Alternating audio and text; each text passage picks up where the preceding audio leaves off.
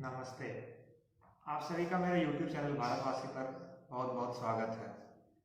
जैसा कि मैंने अपने पिछले वीडियो में बताया था कि मैं इजराइल और फिलिस्तीन के संघर्ष को दो हिस्सों में बांटूंगा। पहला हिस्सा होगा इन दोनों के संघर्ष की क्रोनोलॉजी और इजराइल के हिस्ट्री की, और दूसरा हिस्सा होगा जेरूसलम के कॉन्फ्लिक्ट्स के ऊपर। तो अगर आप लोगों ने मेरा पहला वीडियो नहीं देखा है तो आप लोग उस वीडियो के लिंक मेरे डिस्क्रिप्शन में देख सकते हैं और आप उस लिंक को विजिट करके उस वीडियो को देख सकते हैं। तो चलिए हम लोग इस वीडियो में बात करते हैं जेरूसलम की। उससे पहले मैं थोड़ा सा आपको फ्लैशबैक में ले जाना चाहता हूँ। मैंने अपने पिछले वीडियो में बताया था कि जब ब्रिटिश 1948 में इजराइल, जो उस समय तक पैलेस्टीन था, उसको छोड़कर जाने लगे थे, तो उन्होंने दो हिस्सों में बांटा था उसे। 55% लैंड यहूदियों को मिला था और 45% अरब पैलेस्टीनियंस को। तो 55% लैंड पे यहूदियों ने स्टेट ऑफ इजराइल बनाया था, और तो जो जेरूसलम था उसको उन्होंने इंटरनेशनल सेंटर बनाया था, यानी कि उन दोनों में से किसी को जेरूसलम नहीं मिला था, उसे यूएन के कंट्रोल में दिया गया था। उसके भी कुछ कारण थे। पहला तो ये था कि वो 3 अब्राहमिक कल्ट्स यानी जुडाइज्म, इस्लाम और क्रिश्चियनिटी का अपना अपना होली प्लेस है, तो उस पर तीनों का अपना क्लेम है, तो इस कारण से उसको यूएन के कंट्रोल में दिया गया था। तो अब हम लोग समझेंगे कि जेरूसलम का कॉन्फ्लिक्ट आखिर है क्या। उस पर पहले हम लोग बात करते हैं कि जुडाइज्म यानी ज्यूज का उस पर अपना क्या क्लेम है। तो उनकी बात शुरू होती है आज से 5500 साल पहले, यानी कि 3500 BC में, जब हमें उनके प्रॉफिट्स यानी अब्राहम, इसहाक और जैकब की कहानियाँ सुनने को मिलती है। उसके बाद 11वीं सेंचुरी BC में उनके प्रॉफिट्स और फर्स्ट मेजर रूलर डेविड ने अपना जब किंगडम बनाया तो उन्होंने जेरूसलम को अपना कैपिटल बनाया था। उसके बाद उनके पुत्र सोलोमन उसकी गद्दी पर बैठे, तो वहाँ पर उन्होंने 957 BC में पहला टेम्पल बनाया था, फर्स्ट टेम्पल, जिसे कि 586 BC में बेबीलोनियंस ने डिस्ट्रॉय कर दिया था। तो आखिर वहाँ पर टेम्पल बनाने का कारण क्या था, उस पर भी ज्यूज का अपना मत है। उनका कहना है कि गॉड ने जो पहला इंसान बनाया था एडम, उसके लिए उसको उन्होंने मिट्टी से बनाया था, और वो मिट्टी जेरूसलम की मिट्टी थी।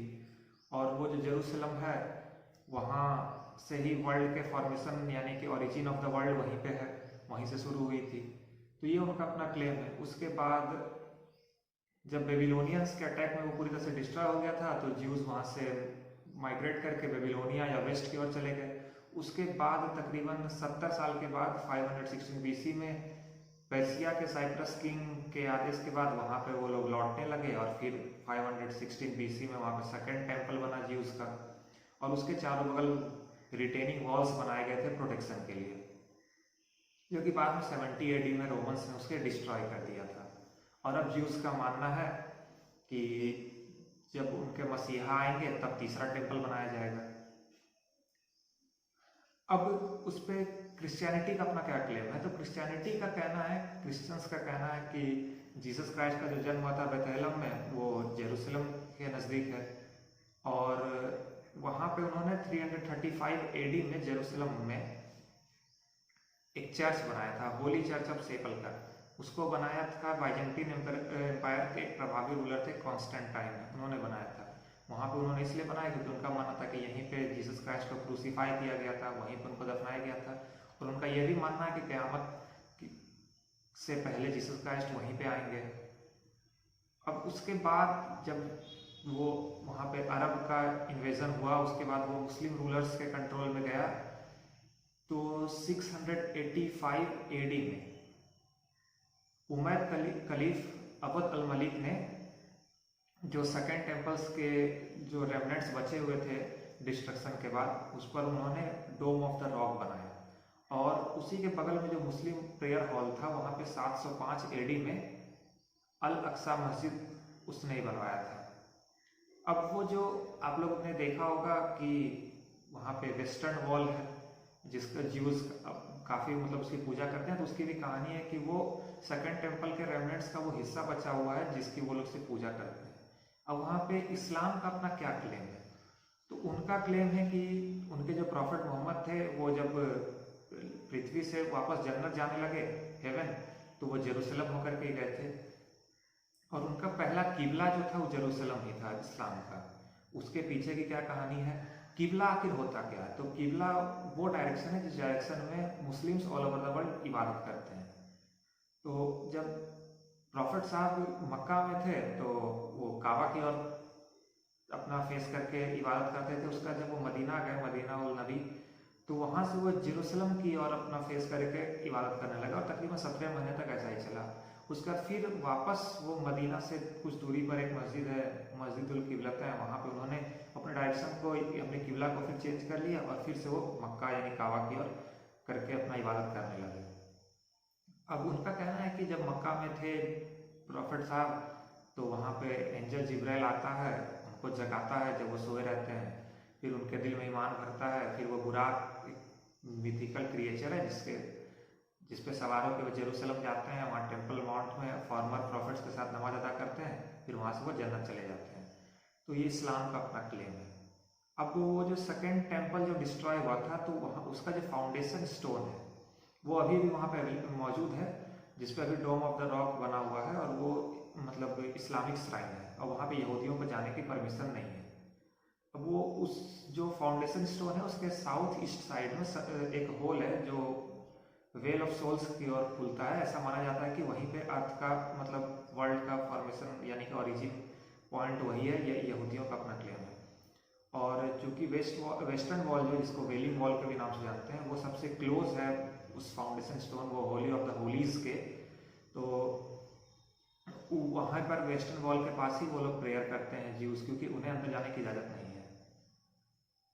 और ये जो टेम्पल माउंट है उसको अरेबिक में हराम अल शरीफ भी कहते हैं, जैसे इंग्लिश में हम लोग अभी टेम्पल माउंट कह रहे हैं। अभी के जो और ये जो सारा किस्सा है, ये किस्सा सारा ओल्ड जेरूसलम सिटी का है, जो अभी वर्तमान में 4 क्वार्टर में बटा हुआ है। Muslim quarter, Jews quarter, Christian quarter और अर्मेनियन क्वार्टर, जिसमें मुस्लिम क्वार्टर सबसे बड़ा है। उसमें एक चीज़ और मैं ऐड करना चाहूँगा कि ये जो वहाँ पे मुस्लिम क्वार्टर जो है वहाँ पे जो अल अक्सा मस्जिद है या फिर डोम ऑफ द रॉक है, तो वो मतलब चूंकि अब वो पूरे जेरूसलम पे इसराइल ने अपना कब्जा कर लिया 1967 वॉर के बाद से, लेकिन फिर भी वो जो अल अक्सा मस्जिद है या फिर डोम ऑफ द रॉक है वो मतलब इजरायली गवर्नमेंट के कंट्रोल में नहीं है। उसे जेरूसलम इस्लामिक वक्फ उसका देख रेख करती है, वो मतलब इस्लामिक बोर्ड के कंट्रोल में है, जिसको जॉर्डन की गवर्नमेंट ओवरसियर करती है। लेकिन वहाँ पे सिक्योरिटी अरेंजमेंट जो भी है वो इजरायली गवर्नमेंट का ही है और इसके कारण कॉन्फ्लिक्ट उन दोनों के बीच में होता रहता है। और इजराइल जेरूसलम को अपना कैपिटल मानता है, जैसे कि इंटरनेशनल कम्युनिटी ने स्वीकार नहीं किया था। हालांकि इसीलिए उनका इजराइल का कैपिटल जेरूसलम होने के बावजूद भी उनका मेजर सिटी तेल अवीव ही है, जहाँ पे कि मेजॉरिटी ऑफ फॉरेन एम्बेसीज मौजूद है। लेकिन ट्रंप ने 2017 में अपना यूएस का एम्बेसी जेरूसलम में मतलब शिफ्ट करने का ऐलान किया था और उन्होंने जेरूसलम को इजराइल का अपना कैपिटल मानने, जेरूसलम को इजराइल का कैपिटल बनाने का मंजूरी दिया था, स्वीकार किया था। इसके बाद काफ़ी कॉन्फ्लिक्ट्स हुआ था। तो इन दोनों के बीच अब कहीं ना कहीं कॉन्फ्लिक्ट्स का कारण आप लोग को समझ में आ ही गया होगा, क्योंकि तीनों का क्लेम उस ओल्ड सिटी ऑफ जेरूसलम पे है और ज्यूज के जो भी होली प्लेसेस हैं उस पर भी इस्लामिक साइन मौजूद है, तो कॉन्फ्लिक्ट्स होना स्वाभाविक है। अब देखिए, इस्लामिक हो या फिर ज्यूज हो या फिर क्रिश्चियन हो, ये लोग अब्राहमिक कल्ट्स के अंदर आते हैं और इनको लेकर के एक सेंटेंस मेरे मन में आ रहा है जो कि काफ़ी मतलब इन तीनों पे एप्ट बैठता है कि nothing has caused more hatred and violence than the conflict of truth. Whatever I say is truth and whatever you say is outrageously false. Either you accept my truth or get slaughtered. And by killing you, I am doing you a favor by saving you from living a life of pretense, falsehood and ignorance. मतलब मेरा सच है, आपका सच झूठ, मतलब इन तीनों का आपस का यही कहानी है। और निकट भविष्य में तो ये मुझे रिजॉल्व होता दिख नहीं रहा है। अब आगे क्या होता है वो तो वक्त के गर्भ में छिपा हुआ है। तो होप आपको मेरा ये वीडियो पसंद आया होगा। अगर आप लोग मेरे चैनल पर नए हैं तो इसे सब्सक्राइब कीजिए, मेरे इस वीडियो को लाइक कीजिए, शेयर कीजिए और आप लोग तब तक घर पे स्वस्थ रहिए, सुरक्षित रहिए और कोविड प्रोटोकॉल्स का अच्छे से पालन कीजिए। और के लिए मुझे दीजिए इजाज़त।